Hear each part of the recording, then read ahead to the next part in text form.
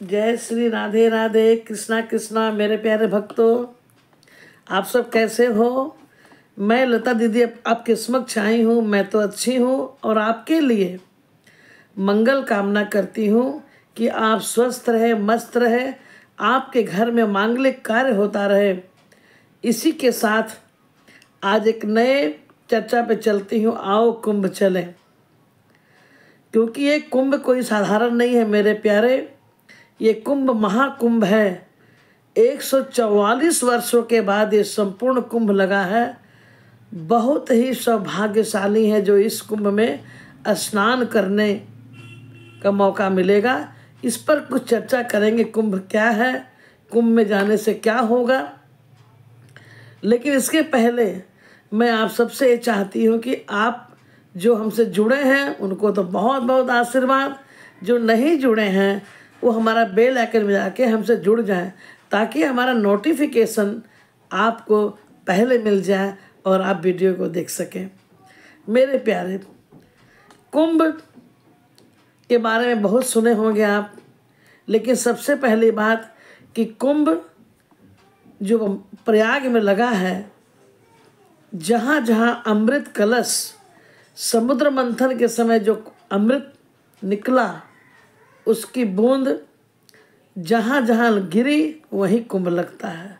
तो महाकुंभ जो प्रयागराज में लगी है, जहाँ त्रिवेणी का संगम है, गंगा जमुना सरस्वती तीनों का संगम है, तीनों के तीन धारा दिखाई पड़ती है। उस संगम गंगा मैया को, त्रिवेणी को बार बार प्रणाम है। तो संगम में स्नान, अमृत बेला में अमृत जहाँ गिरा है, ये तो स्नान की बात हुई। लेकिन कुंभ में आपको बताऊं कि देवी देवता सब आते हैं। अब देखिए, एक बार और बता दूं कि देवी देवता और भगवान ये सब कुंभ स्नान करने आते हैं। मेरे प्यारे, 33 कोटि देवता हैं और भगवान सिर्फ एक है। भगवान सिर्फ एक है, 33 कोटि देवता हैं। इनके जो राजा हैं इंद्र हैं, ये सब आते हैं, स्नान करते हैं। जैसा कि मान्यता है कि बड़े बड़े गुफाओं में जहाँ कोई पहुँच नहीं पाता, घने घने जंगल में, भीषण जंगल है, जो साधु कब से तप करते रहते हैं, वैसे वैसे महात्मा इस कुंभ में आपको देखने का और दर्शन करने का सौभाग्य प्राप्त होगा। जैसे कि संत लोग कहते हैं कि नागा साधु के भेष में किस रूप में नारायण दिख जाए, तो वहाँ जब आप जाएं तो सबसे पहले उस धरती की मिट्टी को आप मस्तक में लगाएं, क्योंकि कितने बड़े बड़े संत, महात्मा, जोगी, मठाधीश, देवता सब उस मिट्टी से होते हुए गंगा में स्नान करते हैं। तो ये सौभाग्य की बात है। अब मेरे प्यारे,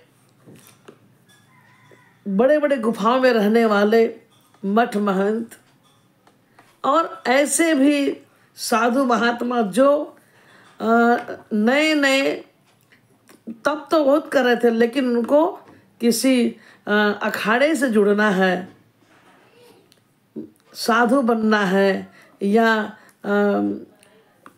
नागा साधु बनना है, तो उनको भी वहाँ पे दीक्षा दी जाती है। अपना पिंड तर्पण करना पड़ता है और 24 घंटे उस माँ गंगा किनारे बैठ के समाधि रूप में मंत्र का जाप करना पड़ता है और फिर उन्हें नियमों का पालन करते हुए उन्हें जोड़ा जाता है। तो वैसे वैसे महारथियों का दर्शन का सौभाग्य प्राप्त होता है। वैसे भी गृहस्थ जीवन तो खुद ही एक तपोवन है, लेकिन ये जीवन भी, ये जो नागा साधु जो हैं, इनका दर्शन करने से ही, मात्र से ही आपके भाग्य बदलते हैं। और मैं तो जब भी कुंभ लगता है, मैं कोशिश करती हूँ कि जितना अधिक मैं कुंभ में ही रहूँ, वहीं प्रवास करूँ। और त्रिवेणी में स्नान करूं और संतों का दर्शन करूं। जगह जगह कथाएं होती रहती है, कहीं राम कथा, कहीं शिव कथा, कहीं भागवत कथा। कथावाचक लोग भी वहाँ कथा करते हैं और इस प्रकार जैसे लगता है कि पूरी स्वर्ग उस धरा पे आ जाती है। इतना चकाचौंध और इतना खूबसूरत वो पल होता है जो आप वहाँ जाकर ही महसूस करेंगे। आप बता तो सकते हैं, लेकिन जो फीलिंग आती है ना, जो आनंद आता है आपको, वहाँ आप जाएं तो कम से कम आप कितने भी जल्दबाजी में हो तो एक रात वहाँ जरूर रुके। भले जैसे कहते हैं ना, सब तीर्थ बार बार गंगा सागर एक बार, लेकिन ये जो कुंभ लगता है, एक कुंभ जितना बार आप करेंगे मन की तृप्ति मिलती है और शांत होता है मन।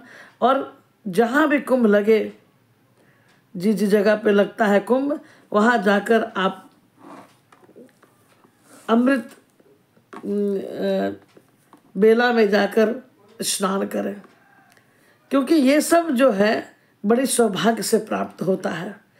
तो मैं तो यही चाहूँगी कि आप सारे काम जिंदगी भर होते रहते हैं, लेकिन ये सुंदर त्रिवेणी में स्नान और बड़े बड़े संतों का दर्शन, देखिए अभी कलयुग में जो है ना, ये जप तप भजन ये सब तो चल रहे हैं, लेकिन दान जो है ना, दान से कलयुग जो है आप पे प्रभाव नहीं डालता।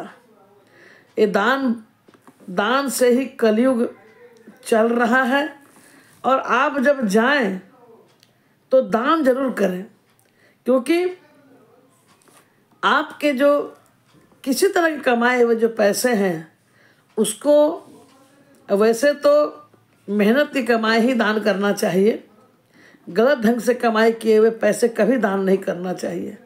तो आपको भगवान ने सुंदर पांव दिए हैं, तीर्थों में जाइए, कुंभ में जाइए, स्नान कीजिए, आंखें दी है, भगवान का दर्शन कीजिए, संतों का दर्शन कीजिए, कर्ण दिए भगवान ने, आप वहाँ बैठकर गीता भागवत, भगवत गीता भागवत, राम कथा, ऐसी कथाओं को श्रवण कीजिए, भजन कीजिए, मनन कीजिए, माला कीजिए, साधना कीजिए।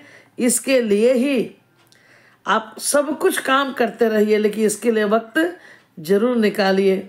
और आपको अगर नहीं सोचे हैं तो कुंभ जरूर जाइए। अभी 26 फरवरी तक अंतिम है। और तिथियों में जैसे कि आप 50 से ऊपर हो गए, देखिए जो तिथि में आती है ना, जैसे कि 14 जनवरी, मौनी अमावस्या, शिवरात्रि, उसके बाद आपको सरस्वती पूजा, ये सब के समय 2 दिन पहले और 2 दिन बाद तक भीड़ बहुत होती है, रास्ता बंद होता है, तो आपको बहुत चलना पड़ेगा। इसीलिए जब भी कोई तिथि छोड़कर तिथि के 2 दिन बाद आप जब जाएंगे तो आपको आराम से वहाँ जाने के लिए टोटो वगैरह मिल जाती है, जो आपको एकदम नज़दीक तक ले जाती है, आपको ज़्यादा चलना नहीं पड़ेगा। तो बड़ी सोच समझ के जाइए। त्रिवेणी वही है, गंगा मैया वही है, इसलिए ज़रूरी नहीं कि तिथियों में ही आप दर्शन करें। जाके अपने जीवन का ख्याल करें, अपने शरीर का ख्याल करें, स्वस्थ रहकर ही आप तीर्थ में जा सकते हैं। इसीलिए आप सोच समझ कर ही कुंभ में जाएं। वीडियो आपको कैसा लगा? अगर अच्छा लगा तो आप कमेंट जरूर करेंगे और राधे राधे लिखेंगे। जय श्री राधे राधे, कृष्णा कृष्णा मेरे प्यारे भक्तों, जय श्री राधे।